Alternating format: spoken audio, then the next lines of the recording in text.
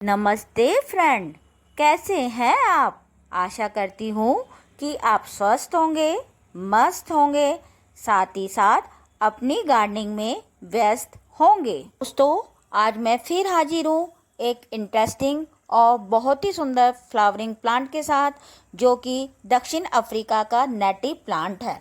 यह जो आप प्लांट देख रहे हैं, इसे कहते हैं केला लिली। लिली प्लांट को केला लिली, अरुम लिली, जेंटेडेस्किया प्लांट भी कहते हैं।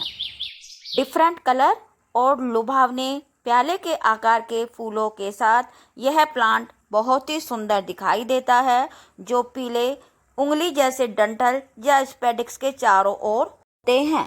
इन प्लांट को बहुत ही कम केयर की नीड होती है और यह एक पेरिनियल या कह सकते हैं कि कोमल और बारहमासी प्लांट है, जो कि बल्बनुमा प्रकंद से उगता है। सालों साल इन बल्बों से बहुत सारे बल्ब प्रोड्यूस होते हैं और एक बार यदि आप इस प्लांट को अपने घर में लेकर आते हैं या इसकी बल्ब को परचेज करते हैं, तो कई सालों तक या कह सकते हैं सालों सालों तक यह प्लांट आपके घर की, आपके गार्डन की शोभा को इनहेंस करेगा।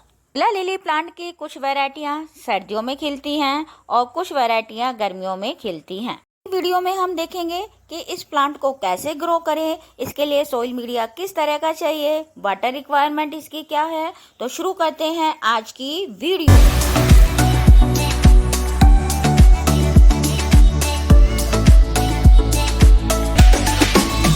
फर्स्ट आता है इस प्लांट को कैसे ग्रो करें। तो इस प्लांट के लिए देखो इस तरह के बल्ब आते हैं। हमेशा ऐसे बल्ब को चूज करें जो साइज में बड़ा हो, मजबूत हो और मोटा हो। बल्बों का साइज पौधे के संपूर्ण शेप, साइज और फूलों से बहुत कोरिलेट करता है। बल्ब का साइज जितना बड़ा होगा, पौधा उतना ही बड़ा होगा और उसके फूल उतने ही शानदार होंगे। इस बल्ब में साइड में जो धागे नुमा संरचना है, वो इस बल्ब से रूट निकल रही हैं और इसके ऊपर की तरफ जो है वहां से स्प्राउटिंग स्टार्ट हो चुकी है। ये बल्ब मैंने सेलर से ऑनलाइन परचेज किए हैं। डिस्क्रिप्शन में मैं उनका फ़ोन नंबर मेंशन कर दूंगी। विश्वसनीय सेलर से ही आप इस तरह के बल्ब परचेज करें। नेक्स्ट है केला लिली हम कहाँ लगाएं। लिली प्लांट को फुली सनलाइट की नीड होती है। ठंडी गर्मियों वाले क्षेत्रों में फुली सनलाइट सबसे अच्छी होती है, लेकिन जब बहुत ज़्यादा गर्मी पड़ती है तब इसे फिल्टर सनलाइट वाले एरिया में रखते हैं।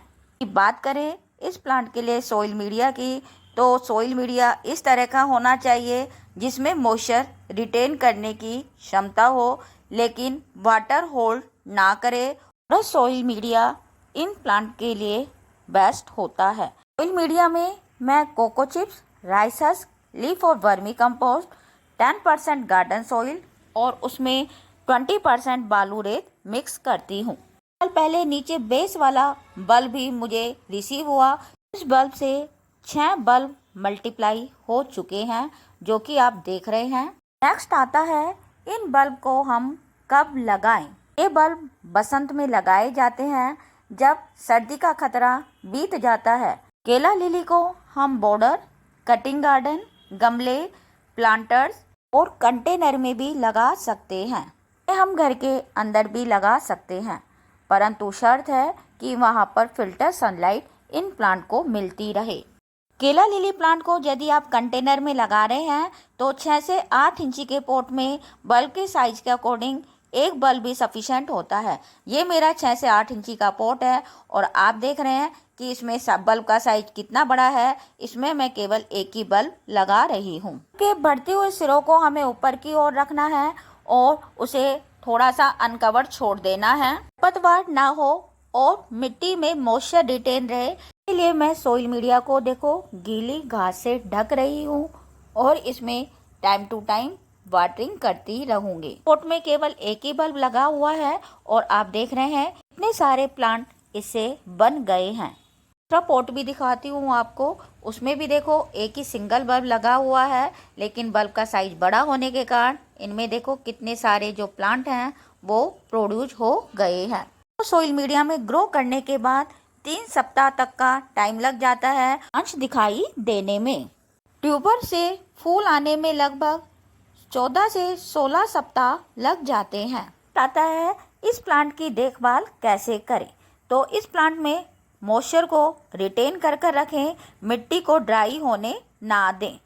अच्छी फ्लावरिंग के लिए इन प्लांट में क्या यूज करें, तो इन प्लांट में मैं लिक्विड फर्टिलाइज़र यूज करती हूँ। लिक्विड फर्टिलाइज़र के रूप में मैं कंपोस्टी, पिल फर्टिलाइज़र और NPK 19-19-19 से 12 दिन के अंतराल पर यूज करती हूँ। एक वीक में डालती हूँ बनाना पिल फर्टिलाइज़र, नेक्स्ट वीक डाल देती हूँ मैं NPK 19-19-19। इस तरह मैं इनमें लिक्विड फर्टिलाइज़र को यूज करती हूँ। और आप इनमें फ्लावरिंग देख रहे हैं, फ्लावर का साइज देख रहे हैं, बिल्कुल कीप के आकार का फ्लावर का साइज होता है। 20 दिन तक यह फ्लावर अच्छी तरह से खिलते रहते हैं। फूल मुरझाने के बाद फूलों के तने हटा दें, आधार से पूरा तना बाहर की तरफ खींच ले।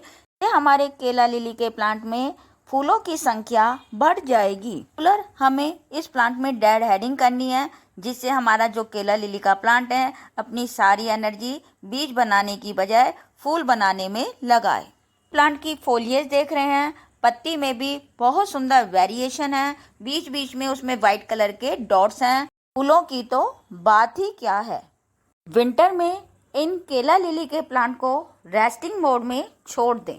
जैसे ही टेम्परेचर कम होता जाता है, पत्ते भूरे हो जाते हैं। पत्तियों और तनों को लगभग 1 से 2 इंच तक काट दें और जो ट्यूबर होते हैं उन्हें आप सोइल में एज इट इज छोड़ दें। जैसे ही बसंत ऋतु आएगी उनमें दोबारा से फुटाव शुरू हो जाएगा। ही बल्बों में स्प्राउटिंग स्टार्ट हो जाती है, उस समय हमें सोइल मीडिया को मॉइस्ट रखना है, लेकिन सोइल मीडिया हमारा सॉगी ना हो। इन बल्बों को प्रोपोगेट कैसे करें, तो आप देख रहे हैं कि बहुत सारे बल्ब इसमें हैं। बल्ब के करीब इस एक ही बल्ब में लगे हुए हैं और इन बल्ब को हम अलग अलग कर कर दोबारा सोइल मीडिया में लगा देंगे। जब तक इनमें स्प्राउटिंग ना हो तब तक इनमें हमें कम पानी देना है।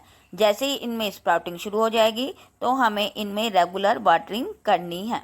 केला लिली को उगाना इजी है, लेकिन इनमें कुछ समस्याएं, कीट और रोग आ जाते हैं। इन समस्याओं के बारे में जागरूक होना हमें बहुत ज़रूरी है यदि हम इन प्लांट को अपने घर में लगाते हैं। सामान्य समस्याएं होती हैं, इनकी पत्तियां पीली पड़ जाती हैं। पत्तियां पीली पड़ने का ज़्यादा कारण होता है ओवर वाटरिंग। पहले भी मैं आपको कई बार बता चुकी हूँ कि ओवर वाटरिंग से ये बल्बियस प्लांट होते हैं रूट रोट का शिकार हो जाते हैं, जिससे पत्तियां पीली पड़ती हैं और धीरे धीरे मुरझा जाती हैं। नेक्स्ट होता है फूलों के खिलने में कमी। जब इन प्लांट को प्रॉपर सनलाइट नहीं मिलती तो यह प्लांट रसीले पत्ते तो दे देते हैं, लेकिन बहुत कम इनमें फूल खिलते हैं।